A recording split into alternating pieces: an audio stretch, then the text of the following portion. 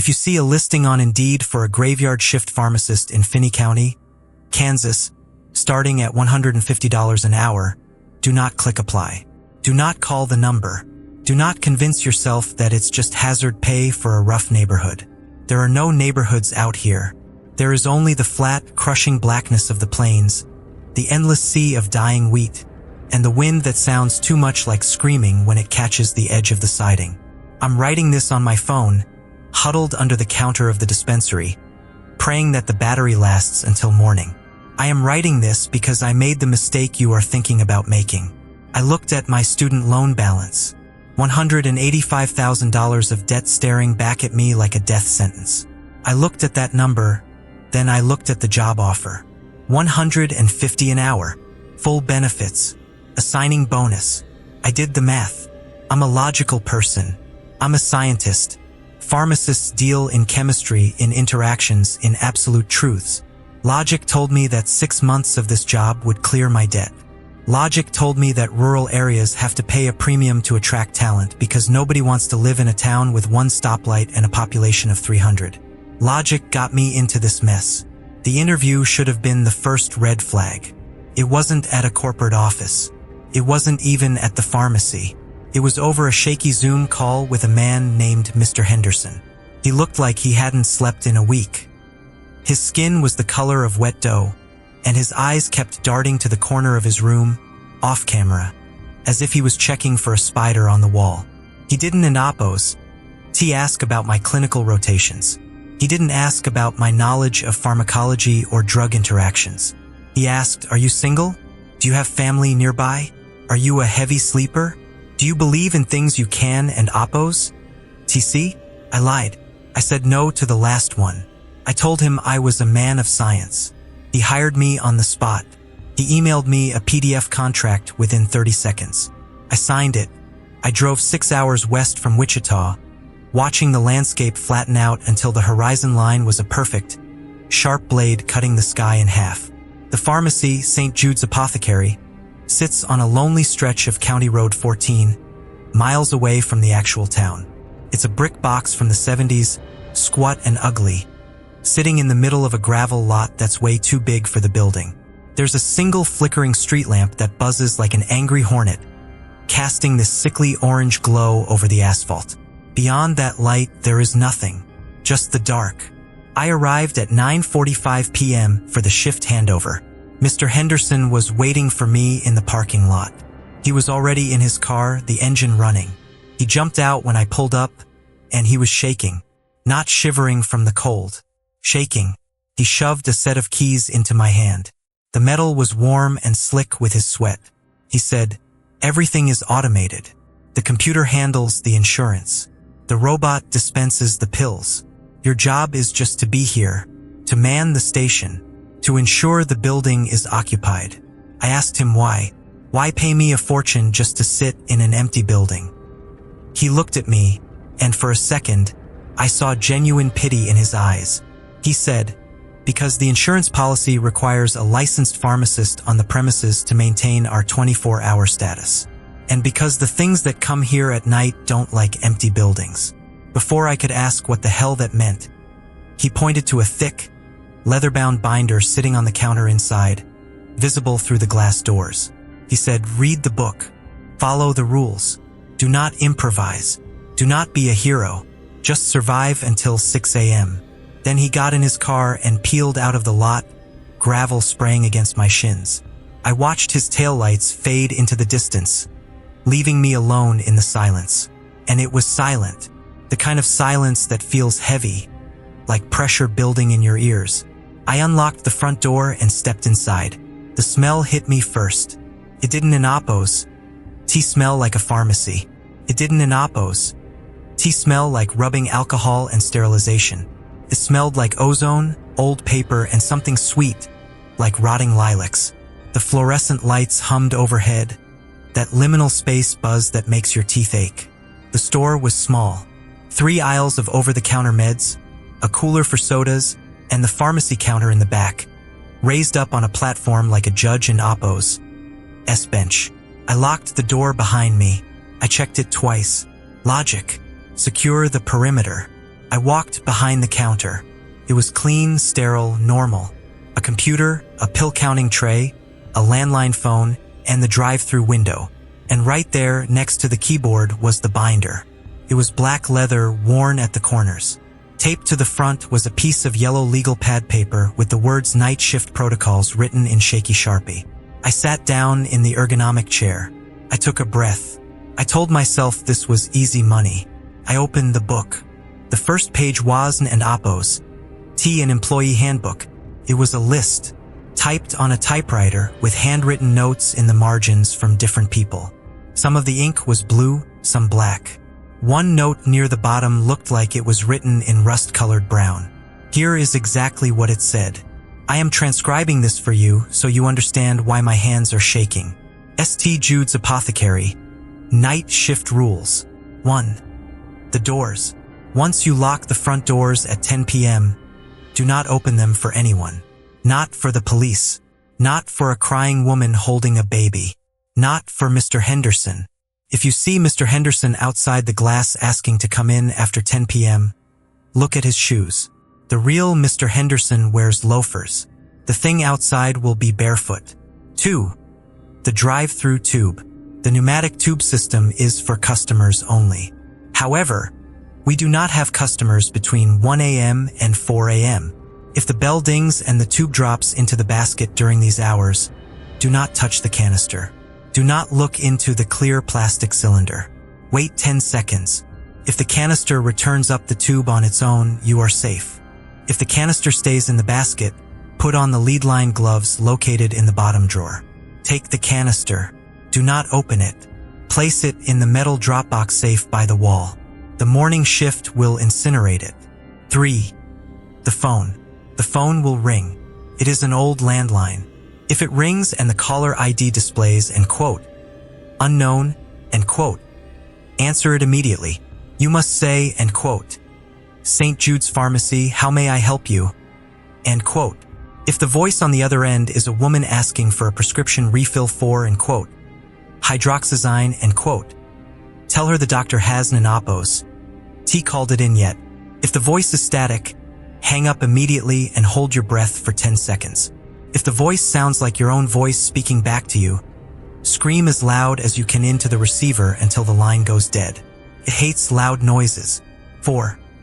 The aisle mirrors.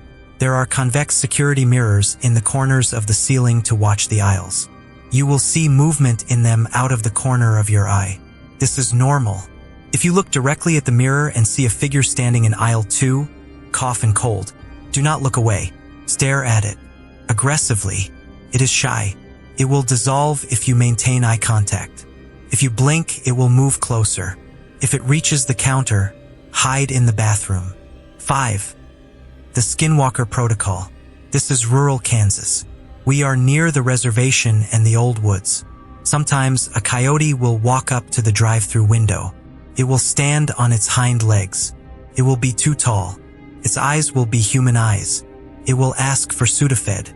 We are required by state law to deny the sale of pseudoephedrine without a valid ID. Tell the coyote you need to scan its license. It will not have one. It will growl. It might tap on the glass. The glass is bulletproof. Stand your ground. Explain the policy politely. It respects bureaucracy. 6. The basement. There is no basement in this building. If you hear knocking coming from the floorboards beneath your feet, stomp back twice. If you see a trapdoor appear behind the narcotics safe that was an Apos, there before, throw the rug over it. Do not open it. The stairs go down forever. 7. 3:33 a.m. At exactly 3:33 a.m., the lights in the store will flicker and die for 60 seconds. The backup generator will kick in, but there is a lag. Before 3:33 a.m., you must be behind the counter. You must be holding a bottle of rubbing alcohol. When the lights go out, pour a circle of alcohol around your chair. Light it. The fire alarm is disabled. The flame will keep them back. They are afraid of purity. When the lights come back on, extinguish the fire. You will see wet footprints on the floor outside the circle. Mop them up before the morning shift. 8. The man in the hat. Sometime near dawn, he will slide a prescription script into the drawer. The script will be written in a language you do not recognize. The ink will be moving on the paper. Do not try to read it. Go to the shelf. Take a bottle of generic fish oil. Place it in the drawer. Send it out. He will take it and leave. If you give him anything else, he will come inside. You do not want him inside. 9. The note. If you find a rule added to this list in red crayon, stop reading immediately. Tear the page out and eat it. We did not write that rule. I stared at the page. My brain was trying to process it as a joke. This had to be a hazing ritual. Prank for the new guy. Get the city kids scared of the dark cornfields. I laughed. It was a dry, nervous sound that echoed too loudly in the empty store. End quote. Okay. End quote. I whispered to myself. End quote. Very funny, Henderson. Spooky binder. Got it? End quote. I closed the book and pushed it aside. I pulled out my phone and checked the time. 10:15 p.m. I had already failed rule number 1. I hadn't an Opos. Checked the door locks since 9:45. A cold spike of adrenaline hit my stomach. I stood up, my chair scraping against the linoleum. I walked around the counter, heading toward the front glass doors. The parking lot was empty. The street lamp was still buzzing. I reached for the lock. It was engaged, locked tight. I let out a breath I didn't in Opos. Tino I was holding. End quote. Paranoid, end quote. I muttered. End quote. You and Opos. Being paranoid. End quote. I turned around to head back to the pharmacy counter. That and Opos. When I saw it. In the convex security mirror in the corner, reflecting aisle 2. There was a man standing there. He was facing the shelves, looking at the cough syrup. He was wearing a gray suit that looked damp. I froze. I knew I had locked the door. I knew the store was empty when I came in. I spun around to look at aisle 2 directly. Empty. Just rows of Dayquil and Mucinex. My heart was hammering against my ribs. I looked back up at the mirror. The man was still there in the reflection. But now he had turned his head. He was looking up at the mirror. Looking at me. His face was missing. It was just smooth, pale skin where eyes and a mouth should be. I remembered the rule. Do not look away. Stare at it. It is shy. I locked my eyes on that tiny, distorted reflection. My eyes started to water. The hum of the fluorescent lights seemed to get louder, pitching up into a shriek. The figure in the mirror stood perfectly still. I didn't Opos. Blink. I couldn't Opos. Blink. 30 seconds passed. A minute. Slowly, like smoke clearing in a breeze, the figure in the mirror faded. First the suit, then the pale head, until only the reflection of the cough syrup boxes remained. I gasped, stumbling back against the counter, wiping the tears from my eyes. End quote. What the hell? End quote. I whispered. End quote. What the hell is this place? End quote. Ding. The sound was deafening in the silence. Came from behind me. The drive-thru. I spun around. A gray pneumatic cylinder had dropped into the basket. I looked at the clock on the wall. 1:03 a.m. Rule 2. If the bell dings between 1 a.m. and 4 a.m., do not touch the canister. Do not look. I stood there paralyzed. The canister sat in the basket. It wasn't an Opos. Empty. Through the frosted plastic, I could see something inside. It looked wet. It looked like a finger. I backed away, pressing my back against the narcotic safe. End quote. Wait 10 seconds, end quote. I recited. End quote. Just wait 10 seconds. End quote. 1, 2, 3. The canister rattled. Something inside it tapped against the plastic. Tap, tap, tap. 4, 5. The lights overhead flickered. 6, 7. A low groan came from the speakers of the drive-thru system. It sounded like a radio tuned between stations, but underneath the static, there was a voice. A wet, gurgling voice. End quote. Let me in. End quote. 8, 9. The suction system engaged with a thwump. The tube sucked the canister back up into the chute and sent it flying away into the darkness outside. Silence returned. I slid down the front of the safe until I hit the floor. My hands were shaking so bad I couldn't and Appos. Unlock my phone at first. I need the money. I need the money. I have to pay the debt. But as I sit here, listening to the wind howl outside, listening to the scratching sound coming from the roof, I realized something. I looked at the binder again. I flipped to the back page. There was a payroll sheet tucked into the pocket. I saw the names of the previous pharmacists. There were 12 names listed for this year alone. Next to each name was a start date. There were no end dates, just a column marked end quote. Status? End quote. Next to the first name it said resigned. Next to the second, resigned. Next to the third, terminated. But next to the last 9 names, 9 pharmacists in a row, the status just said missing. And then I heard it, from beneath the floorboards, directly under my butt. Knock, knock. I'm supposed to stomp back. That's the rule. But I'm frozen, because the knocking ISN and Appos, T-stopping, is getting faster. And now I can hear something else down there. I can hear a baby crying. And there is no basement in this building. Wait, the phone is ringing. It an Appos? S1:15 a.m. The caller ID screen is lighting up the dark corner. It says home. I live alone. My parents are dead. I don an Appos. T have a home line. It's ringing. I have to answer it. If I don an Appos, T answer, I break the rules. If I do answer, I'm picking up the receiver now. My hand feels like ice. End quote. St. Jude's Pharmacy, end quote. I choke out. End quote. How may I help you? End quote. Static. Just static. I'm about to hang up. But then, through the white noise, a voice cuts through. Clear. Sharp. It's my voice. It's me. And the voice says, end quote. Don and Appos. T turn around. He and Appos. S inside. End quote. My breath hitched in my throat, a ragged shard of air that refused to go down. I didn't in Appos. T scream. Rule 3 said to scream if the voice sounded like my own, but the primal part of my brain, the lizard brain that evolved to keep mammals from being eaten in the dark, overrode the instructions. Froze me solid.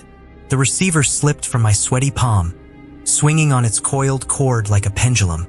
Thud, thud, thud. It hit the side of the counter, the plastic knocking mimicking the rhythm of a heartbeat. End quote. Inside, inside, inside, end quote. The tiny voice from the dangling receiver whispered, swinging back and forth, fading into the static. I stared straight ahead at the wall of shelves containing the fast movers, atorvastatin, lisinopril, metformin. I focused on the expiration dates.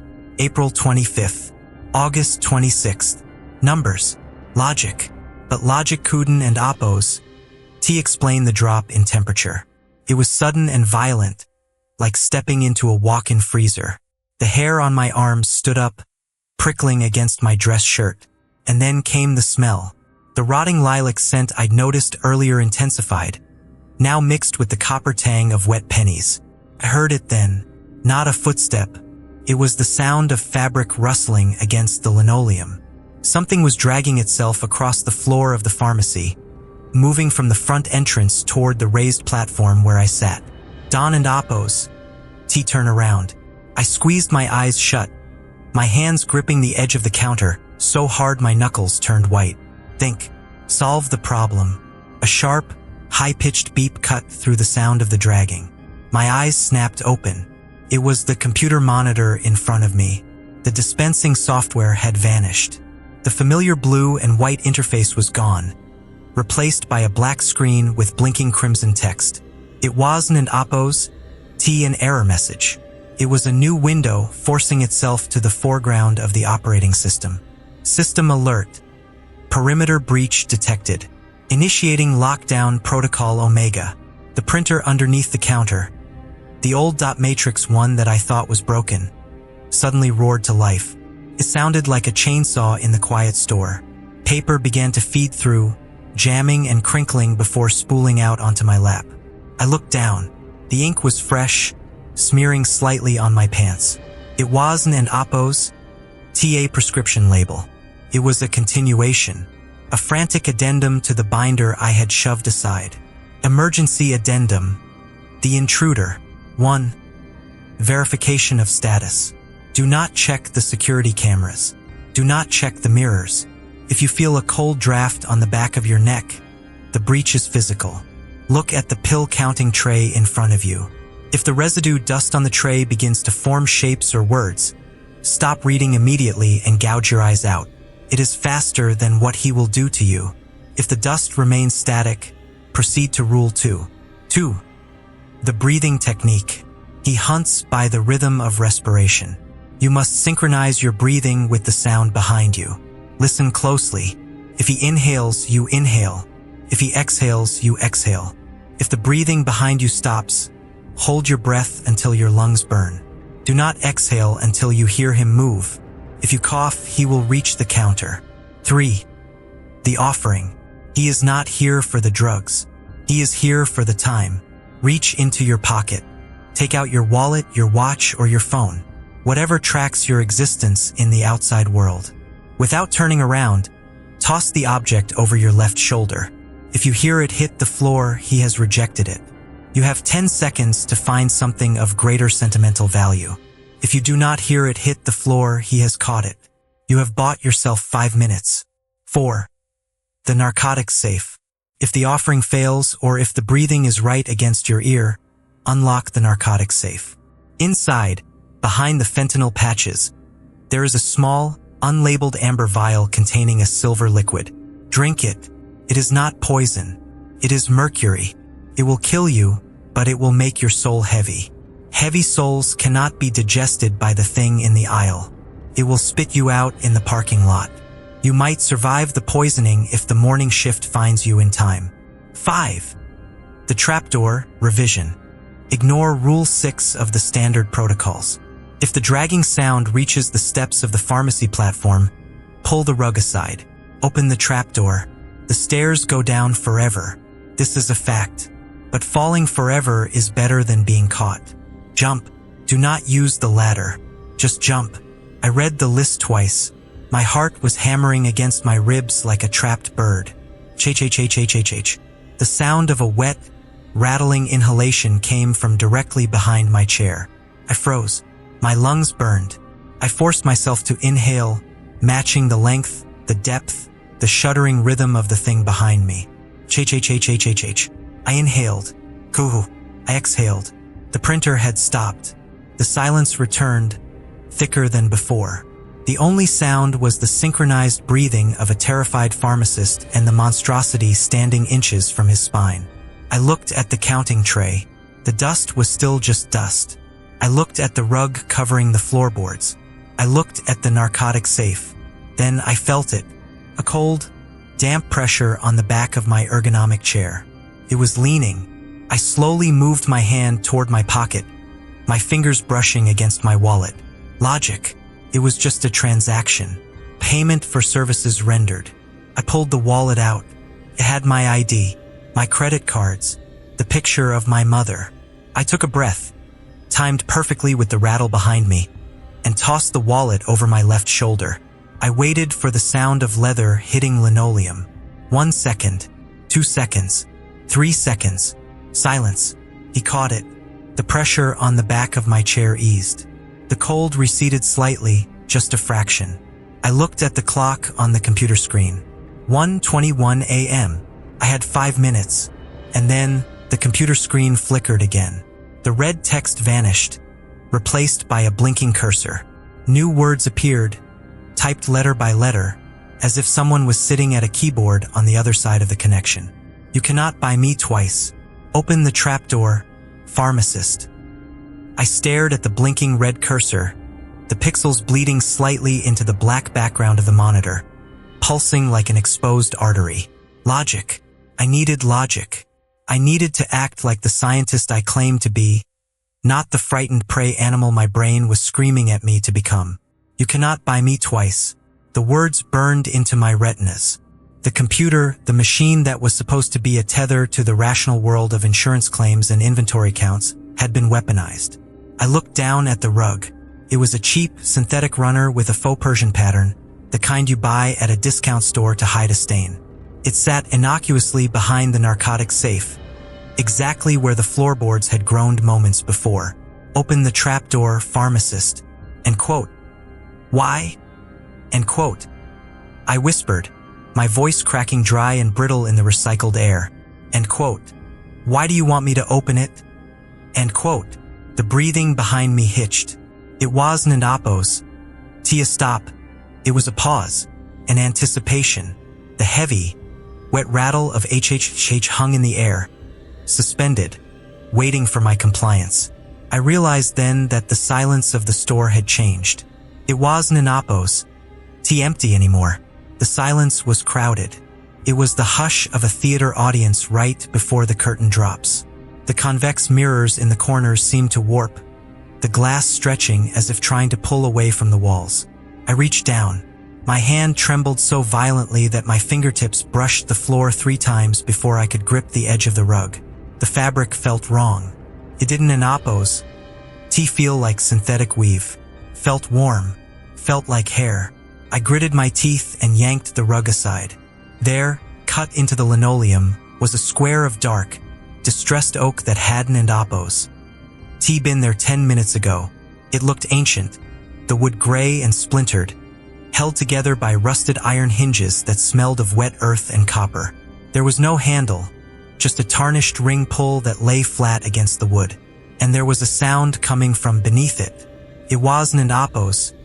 Tea just the baby crying anymore. It was a chorus, a low, murmuring chant of hundreds of voices, overlapping, indistinct, sounding like a radio left on in an empty room down a long hallway. Open it. The command didn't an oppose. Tea come from the screen this time. It came from the air itself, vibrating against my eardrums, a pressure wave that tasted of iron. I looked back at the printed addendum in my lap. Rule 5.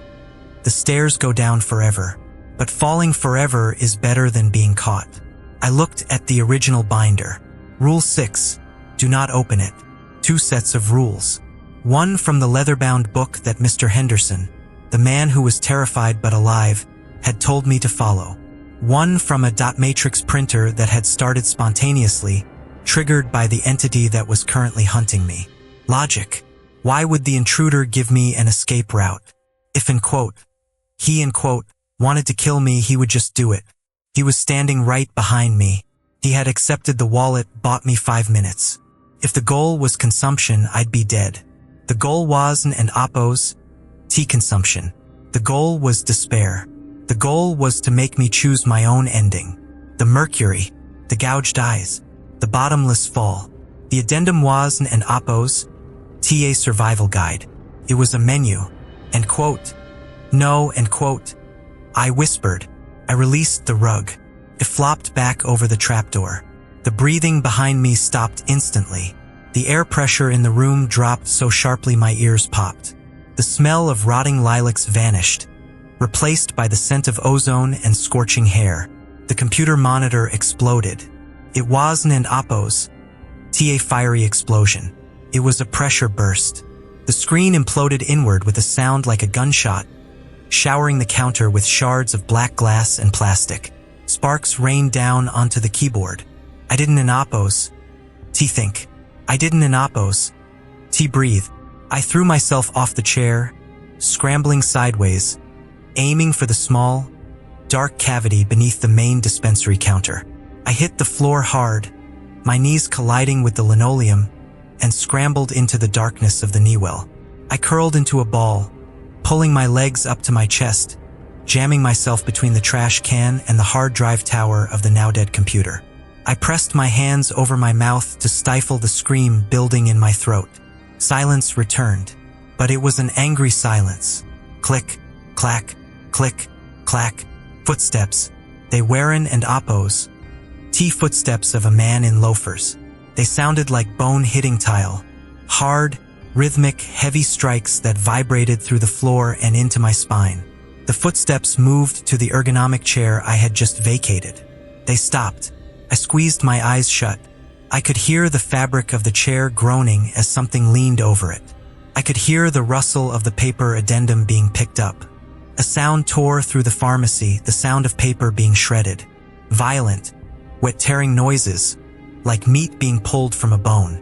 Then, a voice. Not the gurgling voice from the drive-thru. Not the mimicry of my own voice. This voice sounded like grinding stones. End quote. Clever. End quote. The word hung there, heavy and suffocating. Click, clack, click, clack. The footsteps moved away. They didn't in oppos. T walked toward the door. They walked toward the wall. Toward the solid cinder block wall behind the narcotics safe. And then the sound just phased out. It didn't in oppos. T fade with distance. It just ceased, as if the walker had stepped out of reality. I stayed there for an hour. Maybe two. I don and oppos. T no. Time feels viscous here, like syrup. I didn't and oppos. T move until the pins and needles in my legs turned to burning agony. That brings me to now. I'm still under the counter. I'm not coming out. Not until the sun comes up. Not until I see headlights that belong to a real car. I have the binder with me. I dragged it down here when I dove. I'm reading it by the light of my phone screen, dimmed to the lowest setting. The battery is at 14%. I need to tell you about the other things. The things that happen when you just sit and listen. Because the silence is a lie. The pharmacy is never quiet. About 20 minutes ago, the pneumatic tube system started up again. Not the arrival bell. The suction. Whoosh, thump, whoosh, thump, kept cycling on its own. Sending the empty canister out, sucking it back in. Sending it out, sucking it back in. Like a child playing with a yo-yo. I peeked out from under the counter once. Just a glance. The canister was moving, flying through the clear plastic tubing overhead. But the canister wasn't and oppos. T empty anymore. It was filled with a dark, viscous liquid that sloshed against the sides as it flew. I don and oppos. T know where the liquid came from. I don and oppos. T know where it goes when the tube shoots it outside. I just closed my eyes and listened to the thump of the return. And then there are the whispers from the drive-thru window. I left the speaker on. I can and oppos. T reached the button to turn it off from down here. So I have to listen. It's not the coyote. I haven and oppos. T seen the coyote yet, though Rule 5 says I will. This is something else. It sounds like a conversation. A mundane, boring conversation between two people. But both voices are Mr. Henderson. One sounds like the Mr. Henderson I met. Anxious, terrified. The other sounds hungry. End quote. Did he take the bait? End quote. The hungry voice asks. End quote. He didn't in oppos. T opened the door. End quote. The anxious voice replies. End quote. Good. The meat tastes better when it and oppos. S ripened by fear. Let him marinate. End quote. I am shaking so hard I can barely type this. I am 24 years old. I have a doctorate in pharmacy. I know how beta blockers work. I know the chemical composition of fear, cortisol, adrenaline, norepinephrine. I know I should be hallucinating from the carbon monoxide levels or a gas leak. But I checked the CO detector on the wall before the lights went out. It was 0. I am not hallucinating. The liquid in the tube is real. The voice on the phone was real. And the scratching on the roof is real. That started 5 minutes ago. It sounds like long, hard nails dragging across the corrugated metal of the roof. Scritch, scritch, scritch. It's pacing, back and forth, directly above my head. I checked the time. 2:45 a.m. I have 48 minutes until 3:33 a.m. 48 minutes until the lights die completely. Rule 7. At 3:33 a.m., pour a circle of alcohol around your chair. Light it. I am not in my chair. You one and oppos. T see the flame, but you will feel the heat. Do not let the fire go out. I looked around my cramped hiding spot. There, clipped to the belt loop of my discarded white coat, which was draped over the trash can, was a small travel bottle of Purell. Expired in 2019. contains 70% ethyl alcohol. It was an Apos TA bottle. It was maybe 2 ounces. Enough for a circle? No. Enough for a small puddle? Maybe. The scratching on the roof stopped. A heavy thud shook the building. Something had jumped down from the roof. It landed in the parking lot, right in front of the glass doors. I can see the reflection in the polished chrome of the trash can next to me. The glass doors are visible. There is a shape standing outside. It is not a coyote. It is not the man in the hat. It looks like a scarecrow, but made of medical equipment. I can see for tubing wrapped around limbs that are too long. I can see a head made of gauze and surgical tape. It is pressing its face against the glass. Knock, knock, knock. It's tapping on the glass. Politely, I held my breath. Rule 1. Do not open the doors for anyone. The tapping stopped. Then, a voice came through the glass. Muffled but audible. It was a recorded voice. A robotic, automated voice like the one the pharmacy robot uses. End quote. Delivery for St. Jude and Apos. Signature required. End quote. I didn't in Apos. T-move. End quote. Delivery for St. Jude and Apos. Urgent. Refrigerated item. Signature required. End quote. Paused. End quote. Please. It and Apos. Melting. End quote. The voice shifted. It wasn't an Apos robotic anymore. It sounded like a child. End quote. Please let me in. It and Apos. Melting. I and Apos. Melting. End quote. I bit my lip so hard I tasted blood. Logic. This is a trick. This is all a trick. The scarecrow is a construct. The voice is a lure. I looked at the clock. 2:58 a.m. I have to make a move. I can and Apos. Stay under here forever. If I stay here until 3:33 a.m., the circle will be too small. I need space to burn. I gripped the bottle of hand sanitizer. I gripped the binder. I needed a plan. I needed to get to the main aisle, grab a gallon of isopropyl alcohol, and get back to the raised platform before the lights died. I took a deep breath. Inhale. Exhale. No rattle behind me. The store was quiet, save for the wet sobbing coming from the thing outside the door. I began to crawl. I moved inches at a time, sliding out from the knee well. My hand touched the cold linoleum. I felt exposed, naked. The air in the main store felt heavier, charged with static. I kept my eyes low. Do not look at the mirrors. I crawled past the printer, past the shredding remains of the addendum. I reached the edge of the platform. The drop-off was only 6 inches, but it felt like a cliff. I lowered myself down to the main floor. Aisle 1 was to my left. The rubbing alcohol was on the bottom shelf. Bottom shelf. Easy access. I crawled. My knees scraped against the floor. The sobbing at the door stopped. I froze. Had it left? Or had it seen me? I turned my head slightly, just enough to see the reflection in the glass of the soda cooler in aisle 3. The glass doors were empty. The medical waste scarecrow was gone. Relief washed over me, cold and sickening. I scrambled forward on hands and knees. I reached aisle 1. There they were. Beautiful, translucent bottles of 91% isopropyl alcohol. I grabbed 2. The plastic crinkled loudly in the silence. Crinkle. The sound echoed like a gunshot. From the back of the store, near the bathrooms, I heard a giggle. It was high-pitched, playful, and it was coming from inside. Rule 4.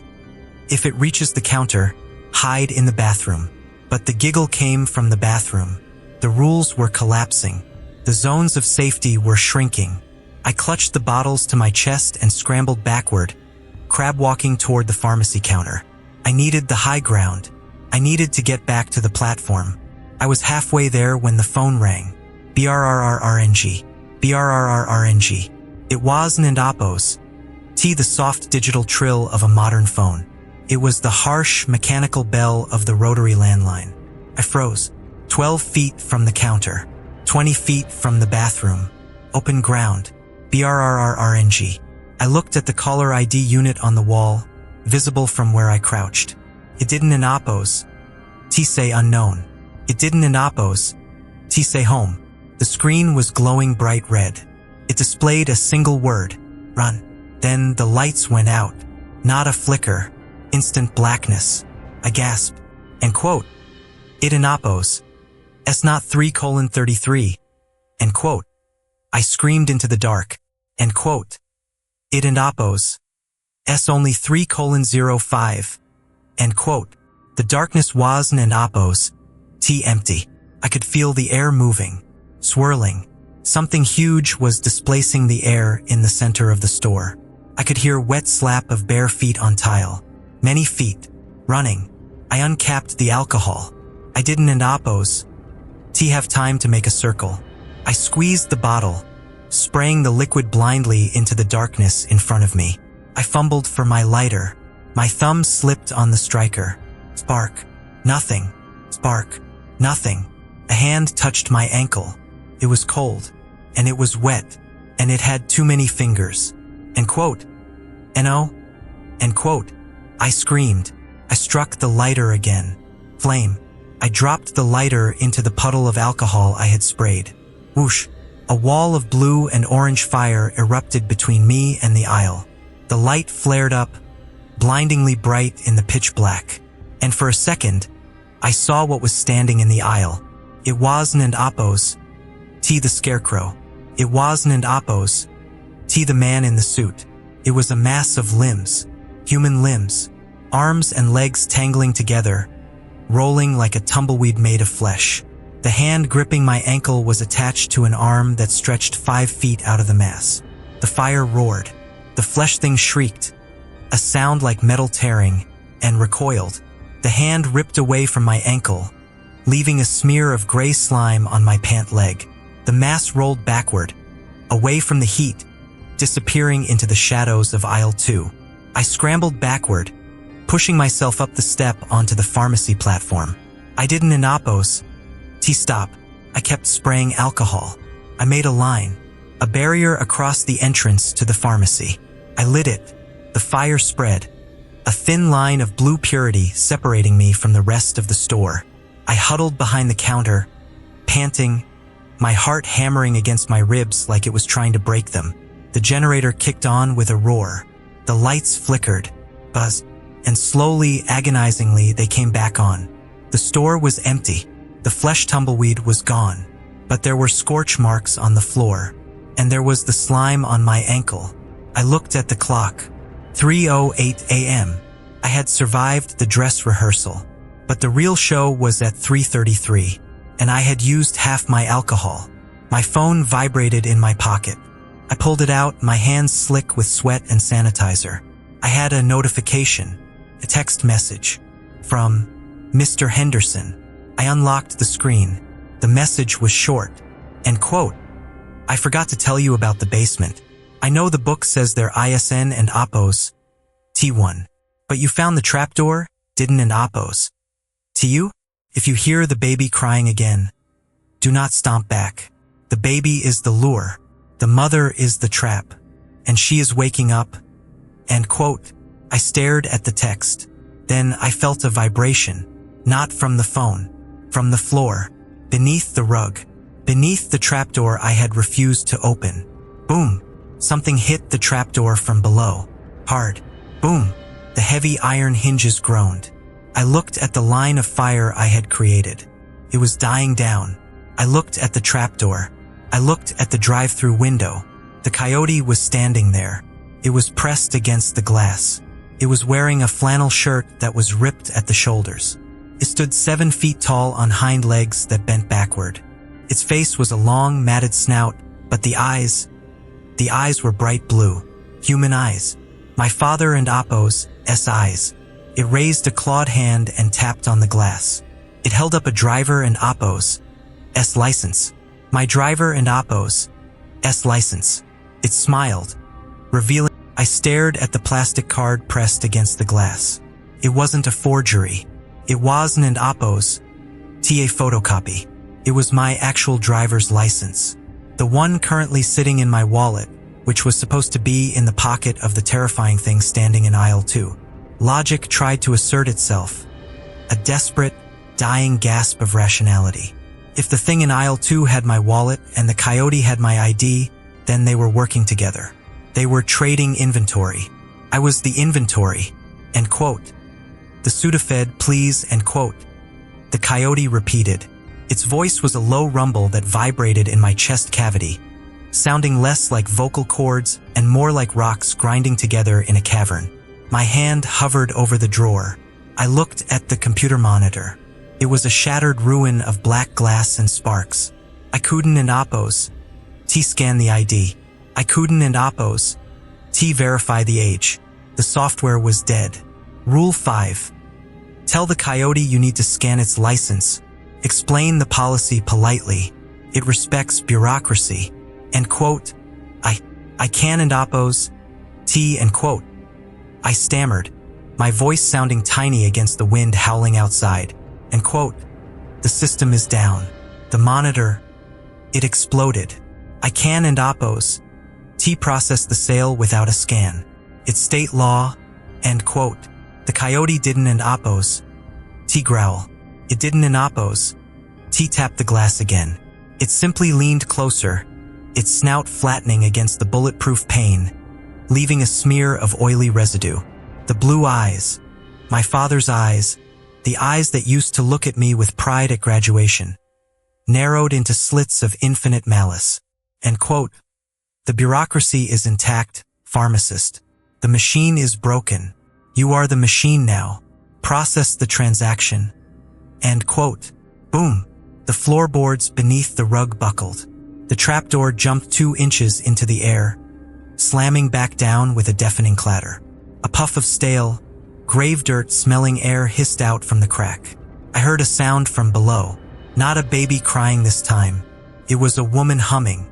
A soft, lullaby hum that made my teeth ache. The end quote. Mother end quote.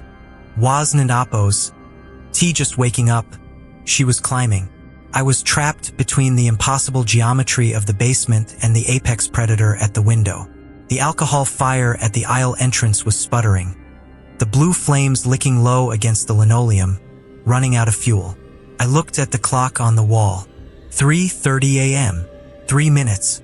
I had 3 minutes until the lights died, until Rule 7 killed me. Panic, cold and sharp, severed the connection to my higher brain functions. I abandoned the protocol. I abandoned the script. I just wanted them to leave. I wanted the coyote gone so I could focus on the thing trying to claw its way up through the floor. I grabbed a box of generic pseudoephedrine from the shelf behind me. I didn't an Oppos. T log it. I didn't an Oppos. T check the quantity. I threw it into the drive-thru drawer and shoved it out. End quote. Take it. End quote. I screamed. End quote. Just take it and go. End quote. The drawer extended. The coyote's clawed hand snatched the box with blinding speed. It didn't an Oppos. T pay. It didn't an Oppos. T say thank you. It looked at the box, then looked at me and it winked.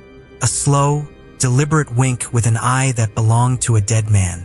Then, it turned and loped away into the darkness, dissolving into the night like ink in water.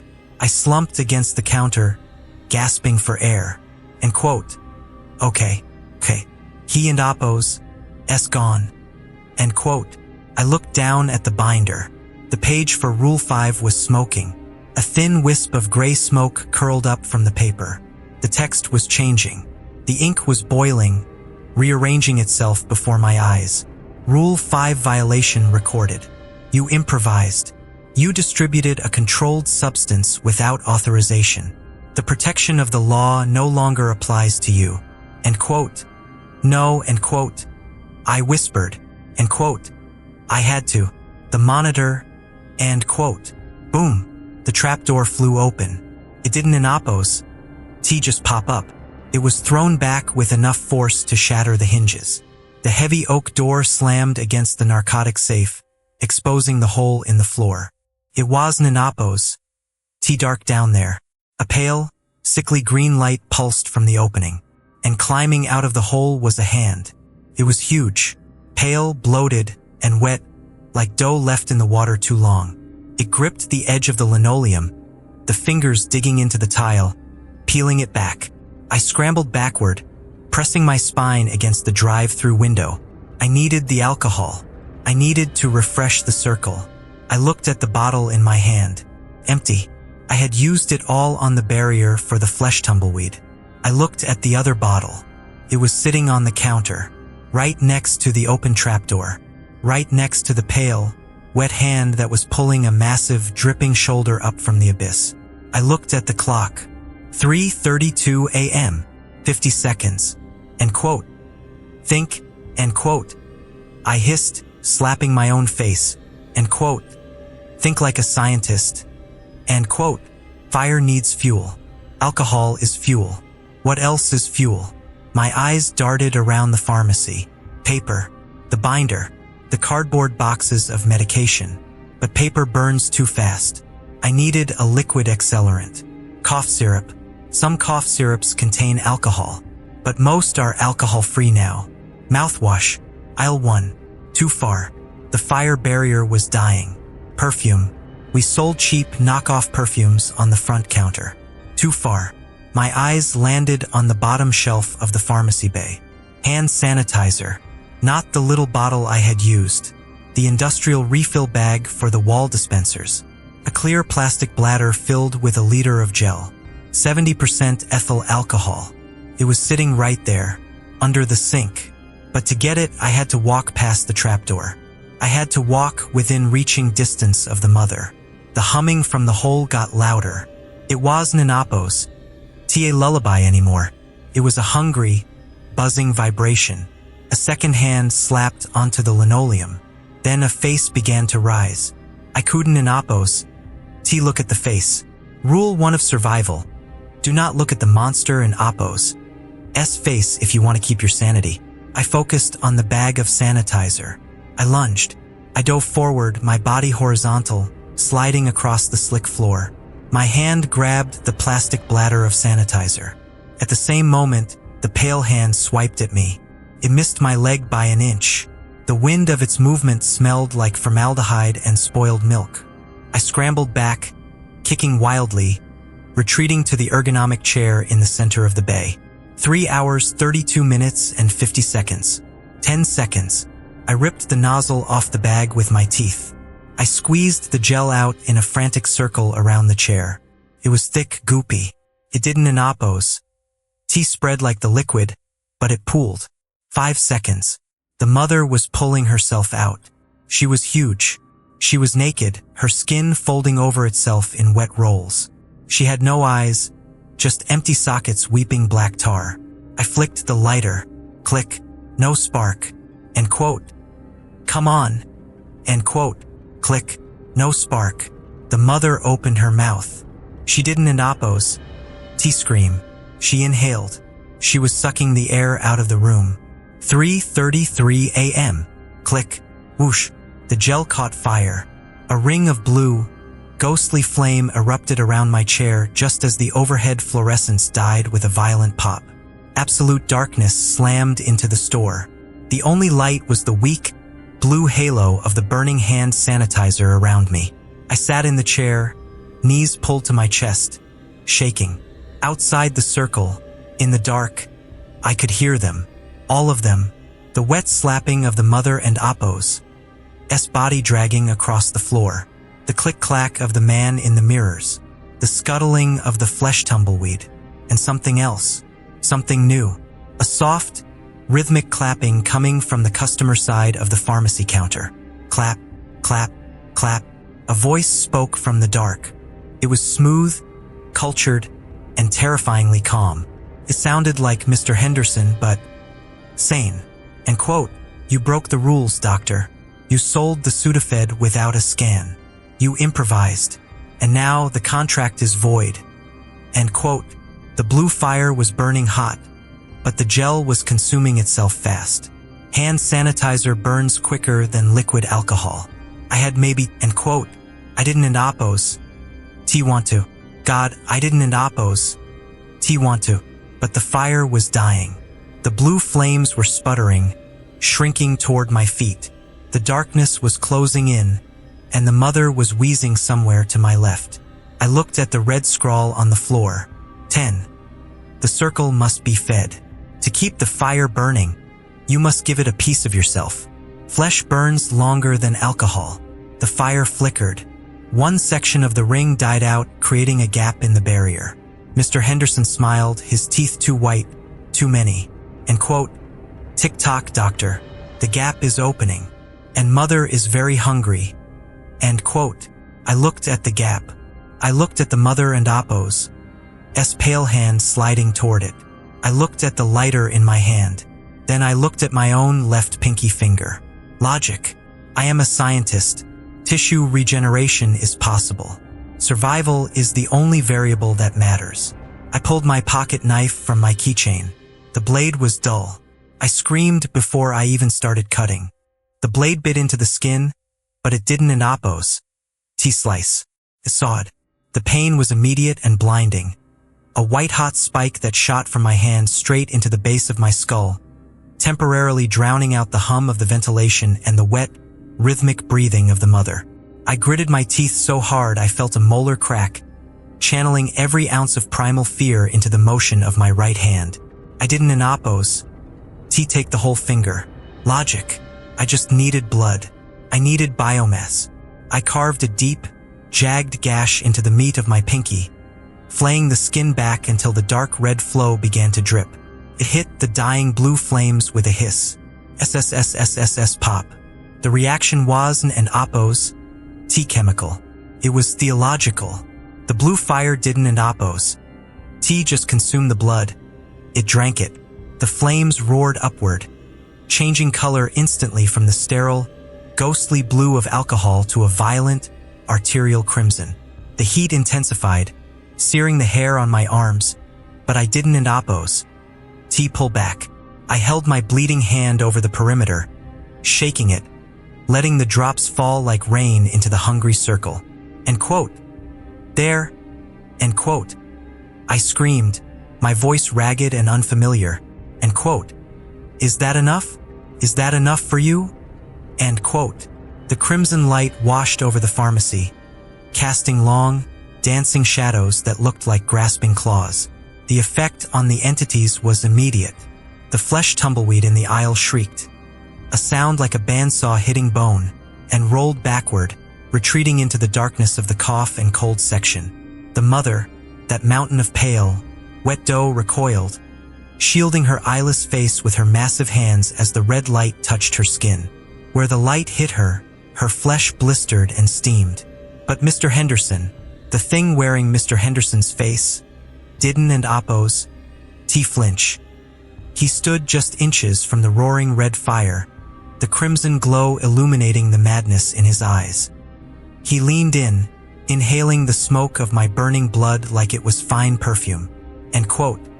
Delicious, end quote. He whispered, his voice vibrating in the soles of my shoes. End quote.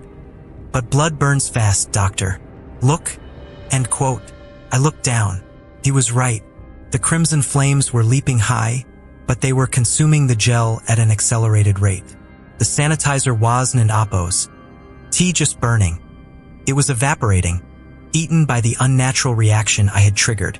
The circle was shrinking. The barrier that had been 3 inches wide was now a razor-thin line of red fury.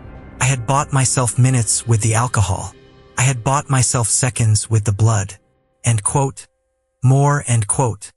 The Henderson thing commanded, raising the red crayon. End quote. The shin bone burns slowly. The liver pops and hisses. Give us the rest. End quote. Logic. The variable was flawed. Rule 10 was a trap. We did not write that rule. If I continued to feed the fire, I would dismantle myself piece by piece until I was nothing but a torso in a chair, and then the light would go out anyway, and they would come in to finish the scraps.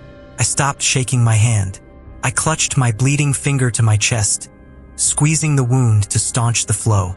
The pain was a grounding rod, cleared the fog of panic. End quote. No, end quote.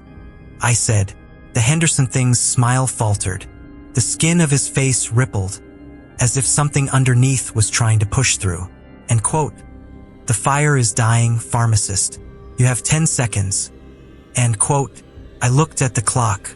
3:35 a.m. Rule 7 said the lights would be out for 60 seconds. It had been minutes. Time wasn't an oppos. T working right. The end quote. Time end quote. Here was dictated by fear, not physics. I looked past Henderson. I looked past the retreating mother. I looked at the trapdoor. The heavy oak door was thrown back against the safe. The hole was open. The sickly green light was still pulsing from below, cutting through the red glare of my dying fire. The stairs go down forever. Falling forever is better than being caught. I looked at the addendum lying in shreds on the floor. Jump. Do not use the ladder. I had two choices.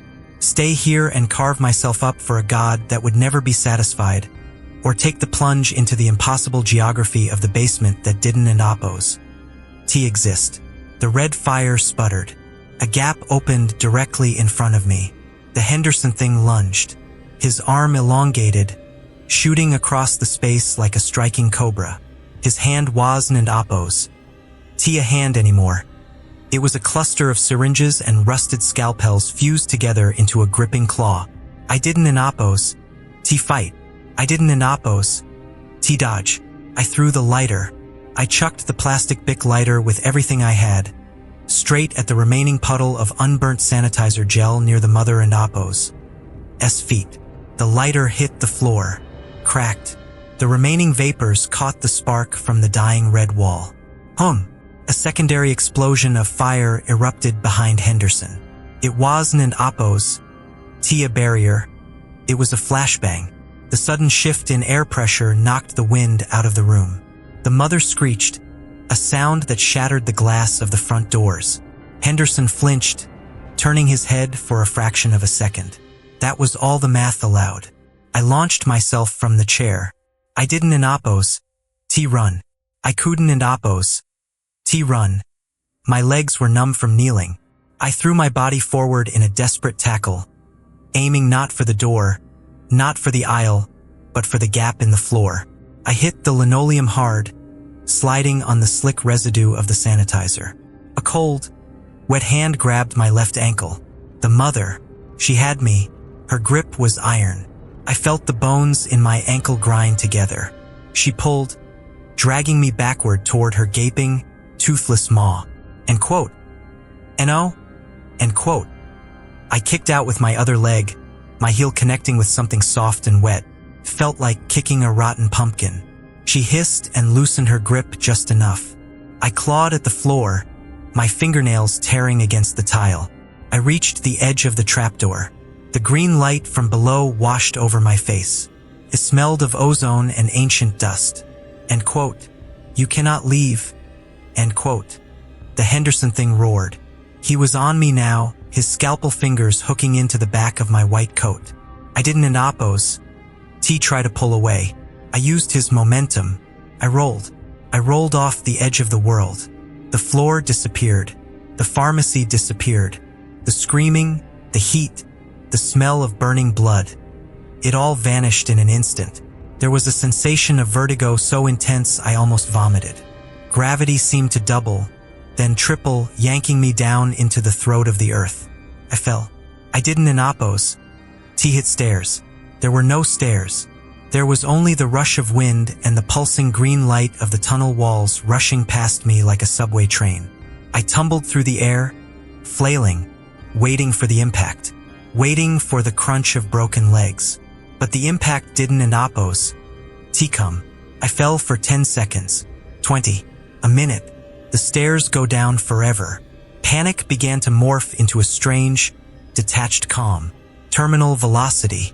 I was a man of science falling through a hole in reality beneath a CVS in Kansas. I checked my phone. I was still clutching it in my left hand. The screen was cracked, but illuminated. No signal. Battery, 13%. Time error. I looked up. Far above me, a tiny square of red light was receding into the distance. I saw a silhouette framed in that red square. Mr. Henderson. He was watching me fall. And then the trapdoor slammed shut. Absolute darkness. I was falling in the dark now. The wind roared in my ears. End quote. Wake up, end quote. I yelled at myself, and quote, wake up, you idiot. You and Appos. Asleep at the counter. This is a stress dream. And quote, thwack. I didn't and Appos. T hit the ground.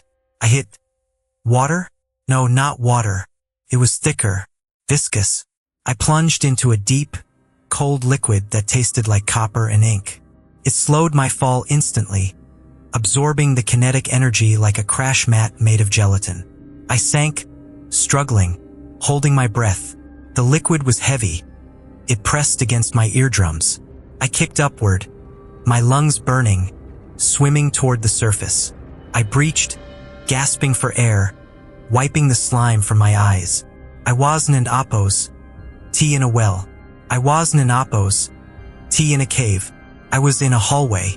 A long, narrow, there were rows of metal filing cabinets, and in the center, a steel table. Sitting at the table was a woman. She was wearing a white lab coat.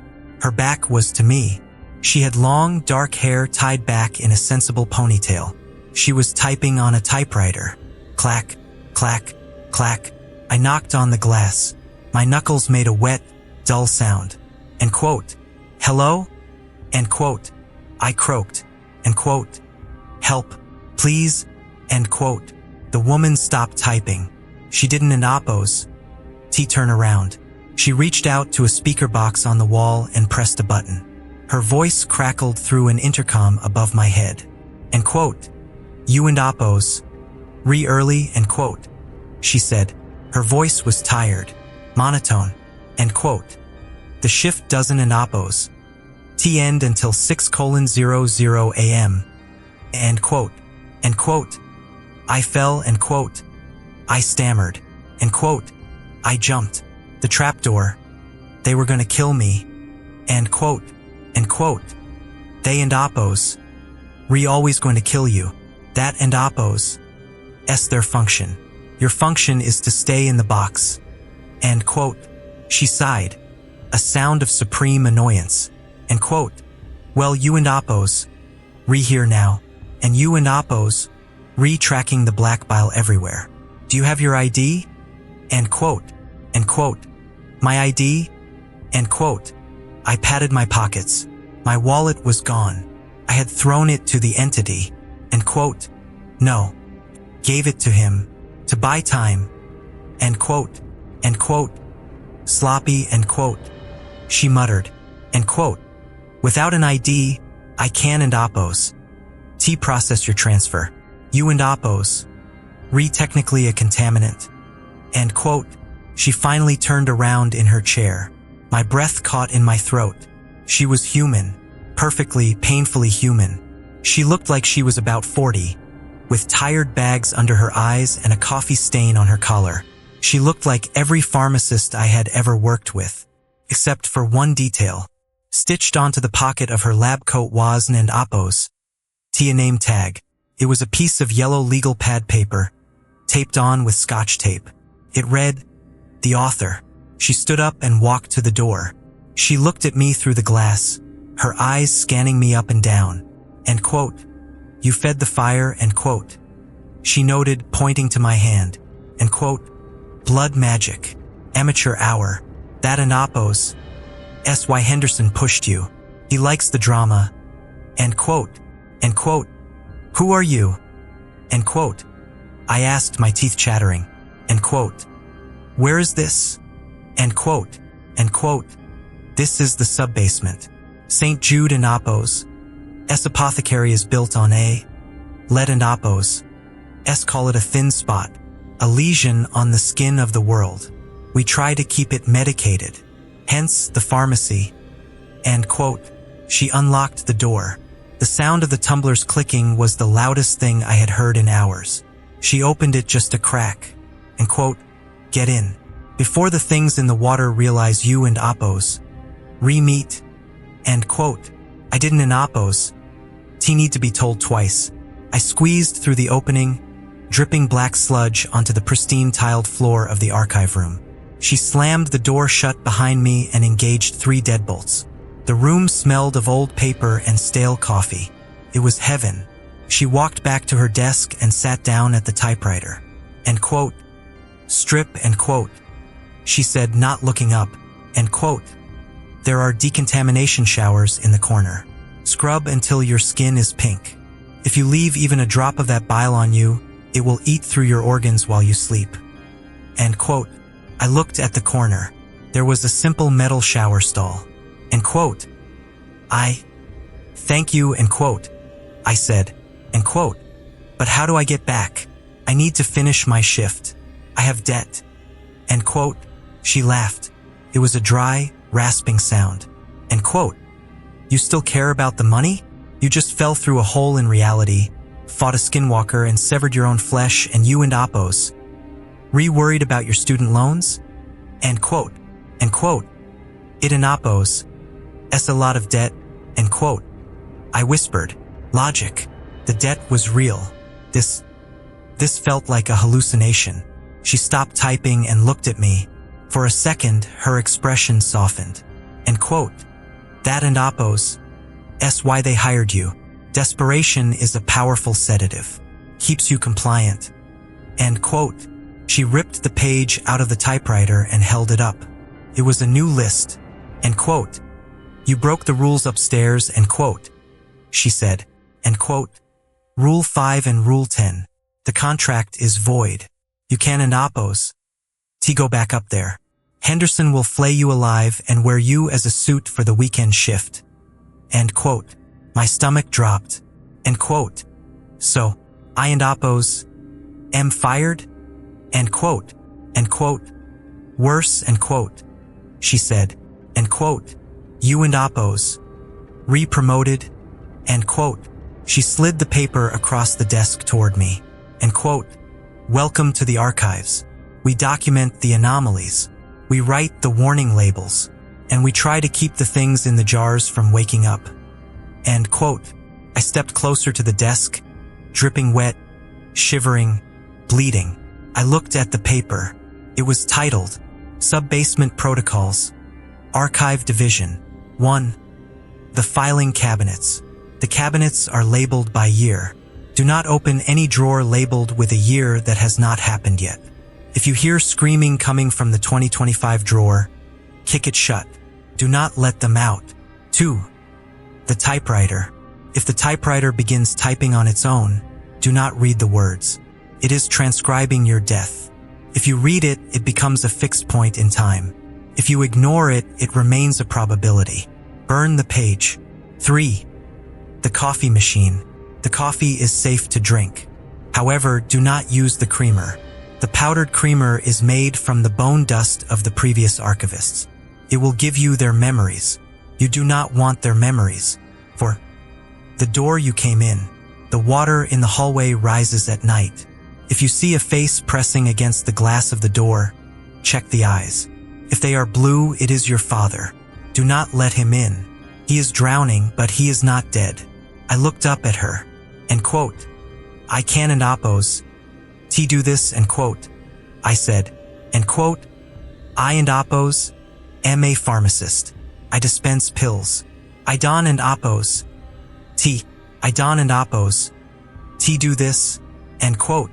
She pulled a bottle of whiskey from her drawer and poured 2 shots into paper cups. She slid one to me, end quote. You and Appos. A man of science, right? Logic? End quote. I nodded slowly. End quote. Logic dictates that you are currently alive. Going upstairs means death. Staying here means work. Do the math. End quote. I looked at the whiskey. I looked at the shower. I looked at the cut on my finger.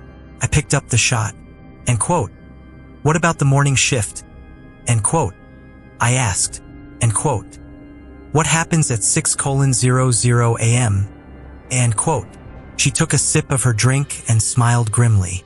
End quote. At 6 a.m. the sun comes up. The monsters retreat to the shadows. And a new kid with too much debt drives into the parking lot. And we pray he reads the binder better than you did. End quote. She pointed to the shower again. End quote. Go. Washington. Then we work. The 1974 drawer is rattling, and I think something laid eggs in the microfiche. End quote. I walked toward the shower. I turned the handle. The water was hot, scalding.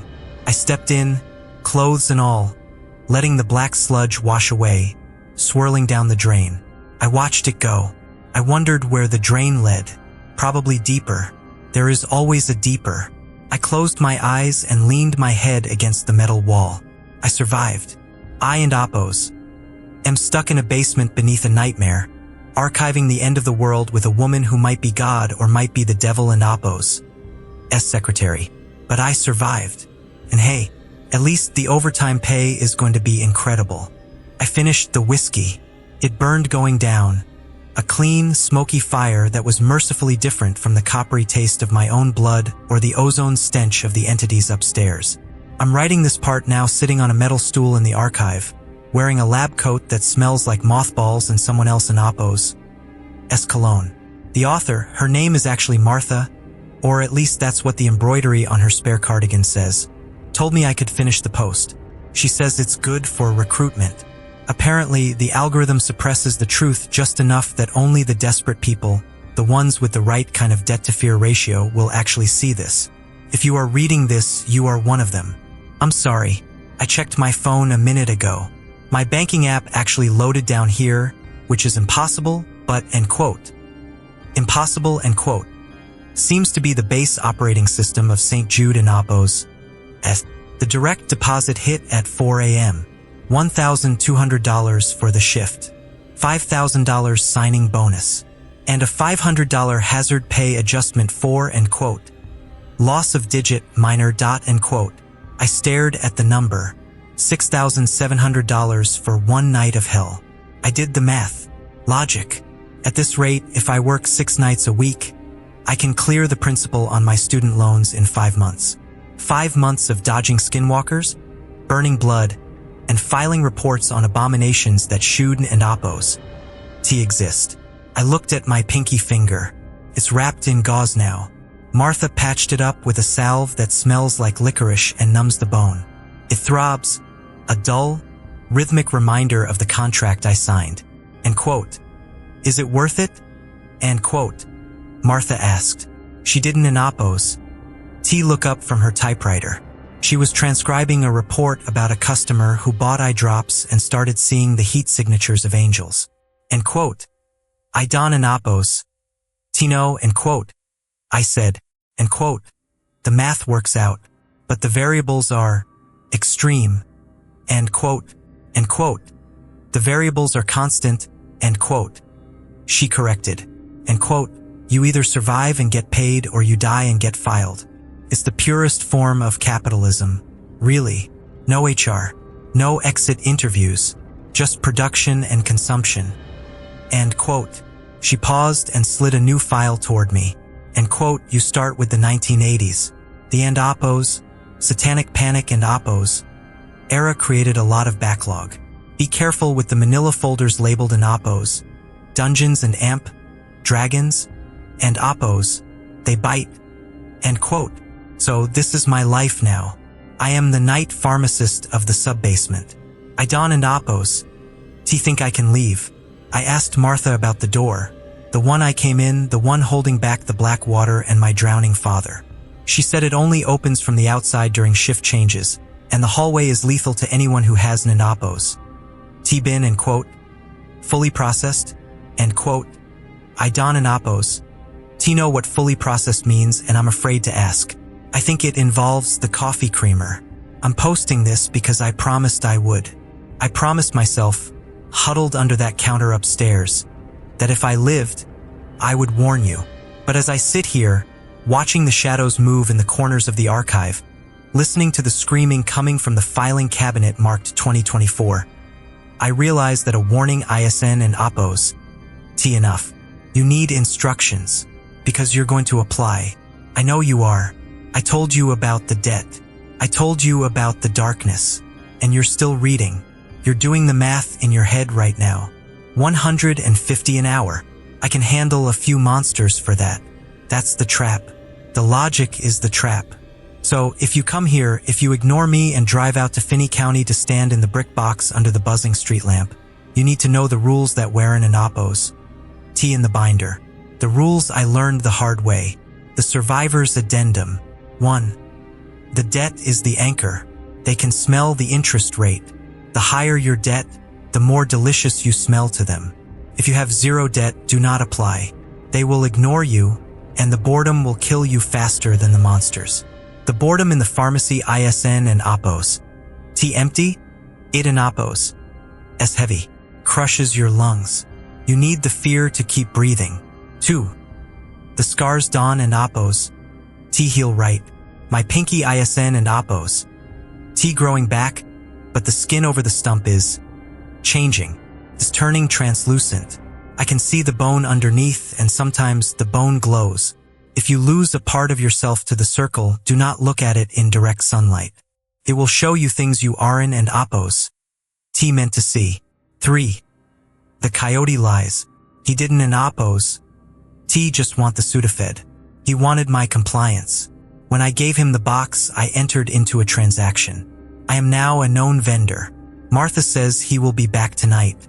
He brings friends, and they don and Apos. T want cold medicine. They want to know if I can source things that aren't in Apos. T on the FDA approved list. Things like in quote, powdered thyme in quote, and in quote, liquid regret, end quote. If I can and Apos, T fill the script, I become the ingredients. 4. The mirror people are lonely. I thought they were hunting me, but down here in the archives I found a file on them. They aren't and Apos, T hunters. They are previous pharmacists who got pulled into the glass. They are trying to switch places. If you look at them too long, you don and Apos. T just disappear. You swap. You become the reflection, and they walk out into the store to finish your shift.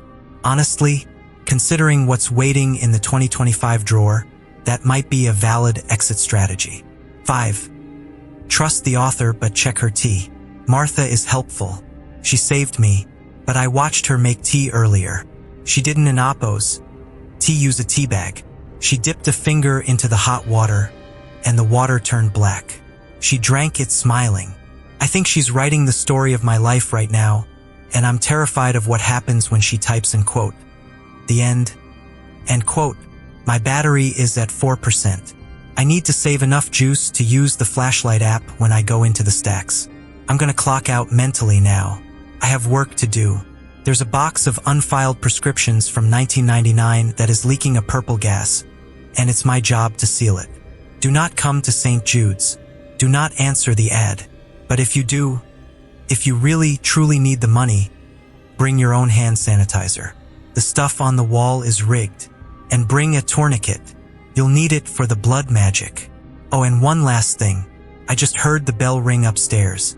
The pneumatic tube. It's 6 a.m. The sun is up. The morning shift is here. I can hear the new guy walking around upstairs. I can hear his footsteps on the linoleum. Click, clack, click, clack. He's wearing loafers. He's humming. Martha just stopped typing. She looked up at the ceiling, then at me. End quote.